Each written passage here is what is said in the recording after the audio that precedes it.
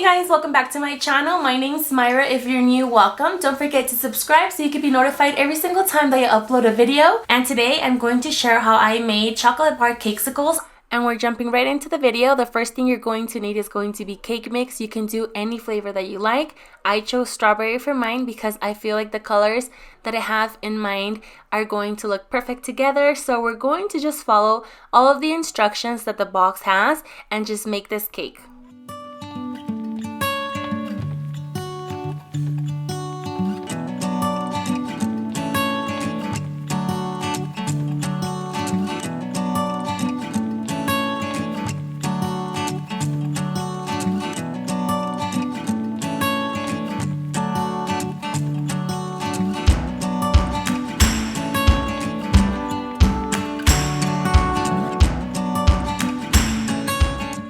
My cake is almost finished baking and I'm going to start decorating my molds. I'm going to be using this gorgeous blue color.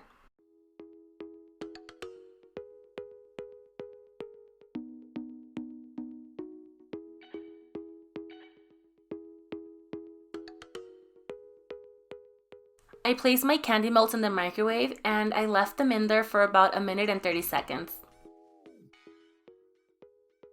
And I'm just mixing this in, making sure there's no lumps because it will ruin your treat. And this is the consistency that we're going for. It's not too thick, so it allows you enough time to get into that mold and really move the chocolate around. And this is what my mold looks like. Isn't it the cutest thing? I absolutely love it. I will be linking them down for you in my description box in case you're interested. And you want to make sure to have your popsicle sticks ready before you start pouring your chocolate in because you will be needing them right away. After making these for some time, I honestly feel like working with a small silicone spatula is the best way to make these, especially when your molds are this small. It really lets you go into those corners, and I'm going to begin by pouring my chocolate to the middle.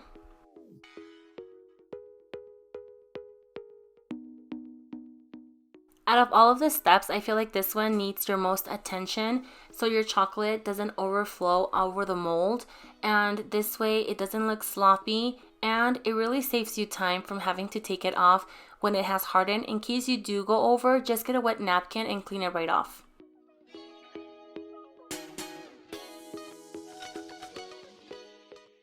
And if you notice, we haven't inserted our popsicle sticks. The reason why I haven't added them is because adding chocolate to that bottom side will keep your popsicle stick from coming off.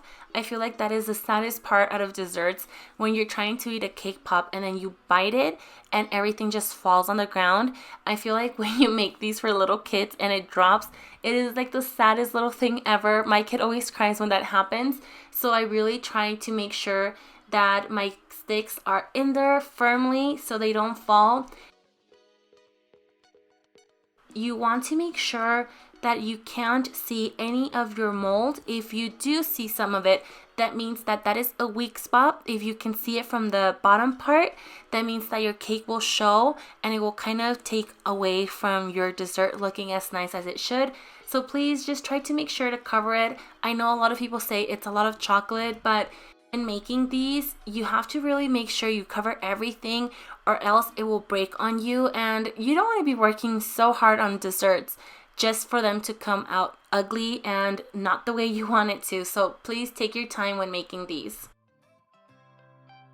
Now, when inserting the popsicle sticks, I set them flat and then just slide them right in. If you notice, there's a little bit of chocolate coming out, but when you insert the popsicle stick, it goes back in.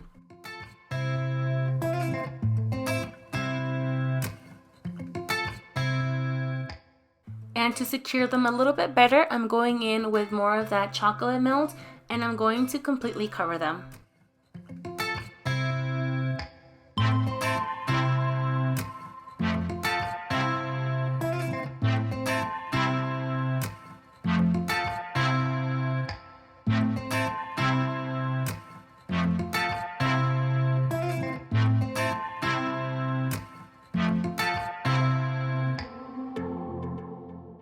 And to make this process a little bit faster, I'm going to add this to the freezer for 5 minutes or until your chocolate has hardened. We're going to be using more chocolate later on, but I really want to stress to wash your bowl. Don't reheat it in the same one because it will burn and ruin your entire batch.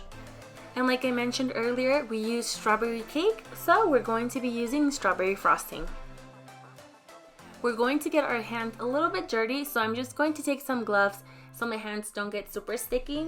And in case you're wondering, my cake has fully cooled off.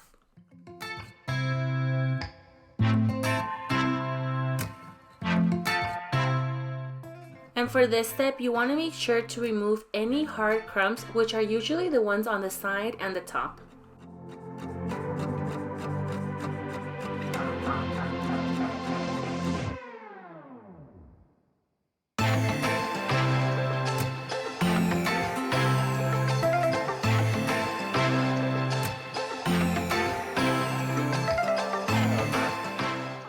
I'm just turning this around and doing the same to my top portion.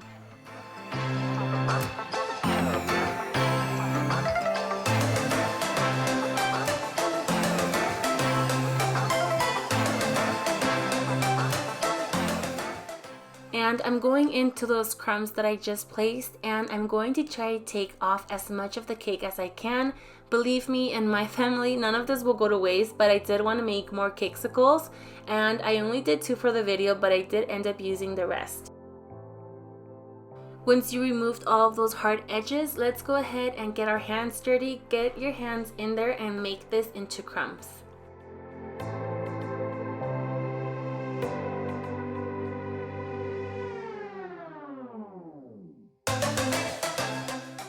So now it's time to bring back that icing, and I'm just going to be taking a spoon and getting about a spoonful of it, and I'll show you about how much I got.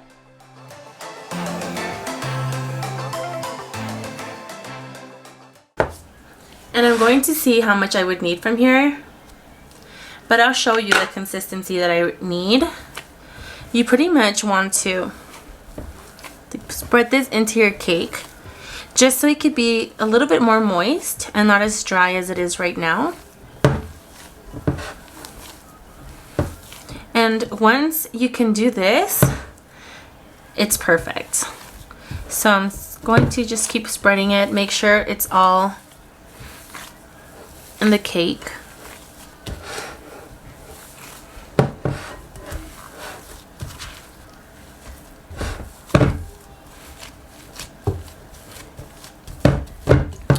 And then I'm just kind of pushing it down to make sure that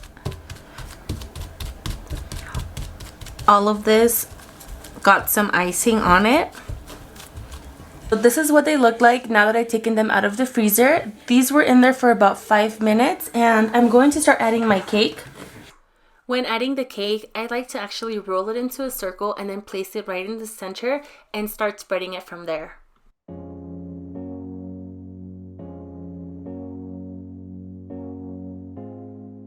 And make sure you're being careful when doing this. You don't want to be too rough where you break the chocolate. And I'm just trying to press it as much as I can to avoid any air bubbles. I also want it to just be full of cake, so whoever bites into it just gets like a whole slice of cake. I feel like this is so great for parties because usually, I don't know about you guys, but in our culture, they don't like to give a lot of cake to kids because they usually waste it. So I honestly feel like the Cakesicles are perfect for that. You can have like a regular cake and then give the kids Cakesicles, and they're all super happy because they feel like they got something special. So I love the idea for that. They can always save it and eat it later. It's not like you can save cake and take it with you. I mean, you totally can, but it doesn't really work that way. And if you noticed, I left a very thin space for that chocolate that we're going to be adding, and I didn't want it to be too thick because I want the person to be getting cake instead of more chocolate. So I went ahead and reheated a little bit more, and I'm just going in with that spatula again, putting some towards the middle and then working myself to the sides. I also want to mention something you can do that I didn't do for this video because it was for my kids, and to be honest, I completely forgot about it. But if you want this to be even more perfect and be super straight from the back, you can get an angled spatula and just even everything out. And let me know in the comment box what type of cake is your favorite. I actually love red velvet, but I think I'm in between red velvet and chocolate. I feel like I can have those and never get bored.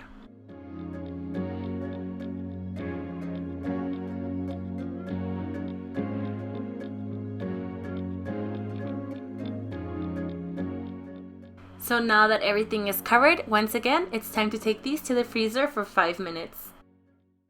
Now it's time to take these off the mold, and in order to do so, I'm taking these sides and taking those apart just by pulling it carefully. And then once I've done that, I start from top to bottom and then I take it down carefully, not to mess with the cakesicle as much as I can, and then slide it right off. Just that simple. And if you notice, on the second one, it's a little bit chipped, but like I always say, there's a solution to everything. So I'm going to show you how to fix it. And if you've seen a few other of my videos, chocolate is really easy to work with. I'm just taking some more of that, smoothing it out and making it look nice again. If it chips on you, you can always fix it with adding more chocolate. Now you can stop here, or we can go ahead and add some sprinkles to this. I want mine to pop, and I'm adding these sprinkles that I found. When I saw these called my name. I feel like they were the perfect addition to these, and I'm going to be adding a little bit more chocolate to that side. I'm adding it diagonally so it can look nice, and I'm just trying to stick all of the sprinkles on while the chocolate is still nice and soft.